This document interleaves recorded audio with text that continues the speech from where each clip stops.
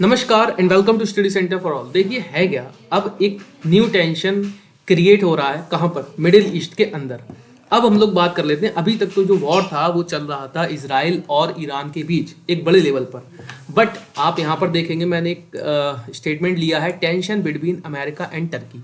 क्या टेंशन इनके बीच क्रिएट हो रही है मिडिल ईस्ट के अंदर, या मैं डायरेक्टली कहूँ कि सीरिया के अंदर। और सेकंड थिंग, देखिए इंटरेस्टिंग चीज़ ये है ना कि both are the member of NATO. सबसे इंटरेस्टिंग चीज ये है, अमेरिका एंड तुर्की दोनों ही नाटो के सदस्य हैं।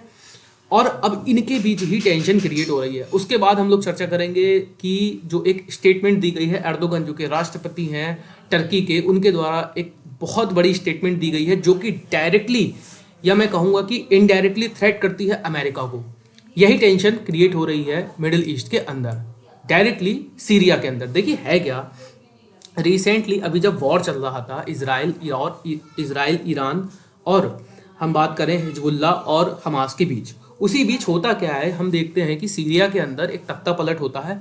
बशर अल असद जो कि वहाँ के राष्ट्रपति होते हैं, उनकी सरकार को उखाड़ कर फेंक दिया जाता है। देखिए जितने भी मिडिल ईस्ट के अंदर ये कंट्री है ना, हर ज़्यादा से ज़्यादा कंट्रीज में आपको क्या देखने को मिलेगा?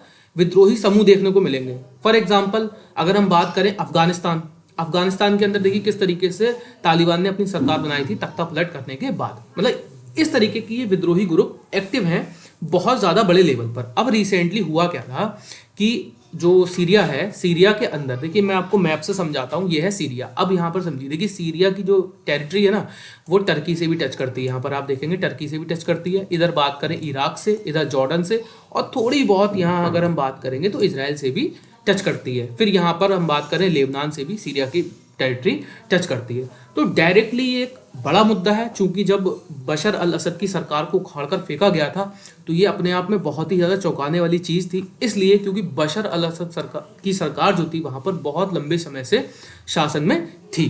देखिए अब टेंशन ये है कि जो टर्की है ना, वो डायरेक्टली विरोध करता है कुर्दिश लड़ाकों का। देखिए ये जो सीमा है, मैं आपको बताऊं, सीरिया की जो उत्तरी सीमा है और टर्की की दक्षिणी सीमा अगर हम बात करें, ये वाली, यहाँ पर कुर्दिश लड़ाके एक्टिव हैं। अब जो अभी सीरिया के अंदर तख्ता पलट हुआ है, उसमें डायरेक्टली इन्वॉल्वमेंट है एचडीएफ का। एचडीएफ, यहाँ पर अगर मैं एचडीएफ बताऊं आपको, तो एचडीएफ है सीरियन डेमोक्रेटिक फोर्सेस, ठीक है। ये डायरेक्टली समर्थन करती हैं कुर्दिश लड़ाकों का। समझिएगा आप, एचडीएफ डायरेक्टली समर्थन करता है, जो ग्रुप है ये एक विद्रोही ग्रुप है जो कि डायरेक्टली समर्थन करता है कुर्दिश लड़ाकों का। अगर मैं कहूं कि HDF is equal to Kurdish लड़ाके, तो ऐसा कहना बिल्कुल भी गलत नहीं होगा। अब देखिए तुर्की ने हाल फिलहाल में धमकी दी है, मतलब एर्दोगन ने डायरेक्टली कहा है कि सीरिया के अंदर अगर कुर्दिश लड़ाके या फिर कह लीजिए कि एचडीएफ एक्टिव होता है और सरकार में आने का प्रयास करता है, तो फिर तुर्की डायरेक्टली इन्वॉल्वमेंट करेगा सीरिया के अंदर और बड़े लेवल पर हमले करेगा। और कुर्दिश लड़ाकों के विरुद्ध, जैसे कि हमने 2011 में भी देखा था कि तुर्की द्वारा बड़े लेवल पर एक्शन लिए गए थे सीरिया के अंदर, ठीक है। अब देखिए अमेरिका के साथ टेंशन ये है कि ये जो कुर्दिश लड़ाके हैं ना, इनको समर्थन करता है अमेरिका। अब अमेरिका का यहाँ पर समर्थन करने का आधार ये है कि जब 2014 से 2019 के बीच सीरिया के अंदर जब बहुत बड़े लेवल पर सिविल वॉर चला था, जिसमें आईएसआईएस, इस्लामिक स्टेट, जो कि आतंकी समूह है, आप जानते होंगे, बहुत बड़े लेवल पर सीरिया के अंदर उसने नरसंहार किया था, सीरिया और इराक के अंदर। और बहुत ही ज़्यादा, मतलब बच्चे, औरतें, बूढ़े, किसी को नहीं छोड़ा था। बहुत ज़्यादा बड़ा सिविल वॉर था वो। उसके अंदर जो कुर्दिश लड़ाके थे, उन्होंने विद्रोह किया था आईएसआईएस का। तो अमेरिका का कहना यह है कि सीरिया के अंदर कुर्दिश लड़ाकों का रहना इंपॉर्टेंट इसलिए है कि आईएसआईएस फिर से स्थापित ना हो जाए सीरिया के अंदर। अब देखिए ये टेंशन वर्ल्ड की है।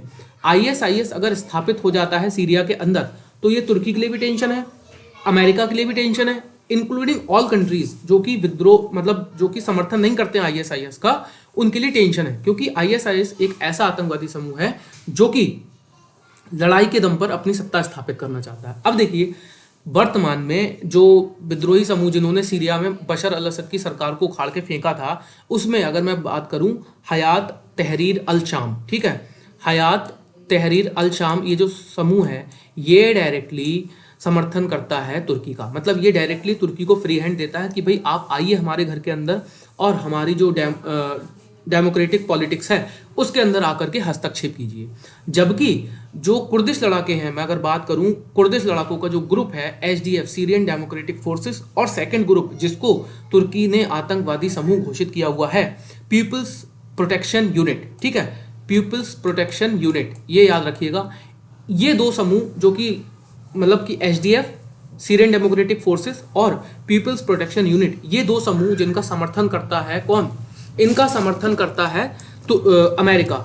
अमेरिका का डायरेक्टली कहना है कि भाई हम जो है मतलब कुर्दिश लड़ाकों का समर्थन करेंगे और मतलब इनको सत्ता में स्थापित करेंगे सीरिया के अंदर, ठीक है। जबकि जबकि तुर्की का कहना है कि भाई हम तहरीर अल शाम को स्थापित करेंगे सीरिया के अंदर, क्योंकि वो हयात तहरीर अल शाम ये फ्री हैंड देता है तुर्की के लिए और कुर्दिश लड़ाके फ्री हैंड देते हैं अमेरिका के लिए। और देखिए अमेरिका एक ऐसा कंट्री है जिसका मिडिल ईस्ट में बहुत हद तक एक वो है ऑरा है, ठीक है, बहुत हद तक स्थापित है, अमेरिका की बहुत ज़्यादा चलती है कई कंट्रीज़ में। बड़े कंट्रीज़ की अगर मैं बात करूँ, ठीक है, तो उसमें इजिप्ट और टर्की में भी देखिए अमेरिका की चलती है थोड़ी बहुत, और सीरिया, जॉर्डन, ये सभी कंट्रीज़ में अमेरिका की बात की अगर हम करें तो अमेरिका की बात चलती है। यही कारण है कि टर्की और अमेरिका के बीच इस समय सीरिया के अंदर बहुत बड़े लेवल पर तनातनी है।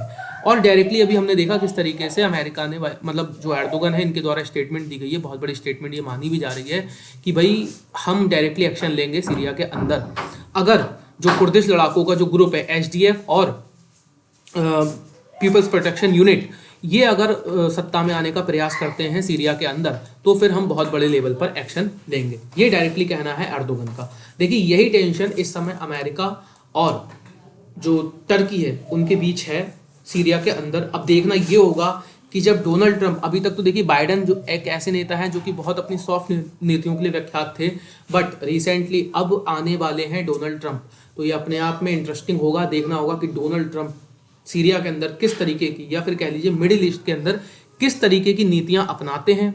क्या वो टर्की के साथ चलेंगे सीरिया के अंदर या फिर उसके विरोध में आएंगे। बहुत ही ज़्यादा इंटरेस्टिंग रहेगा।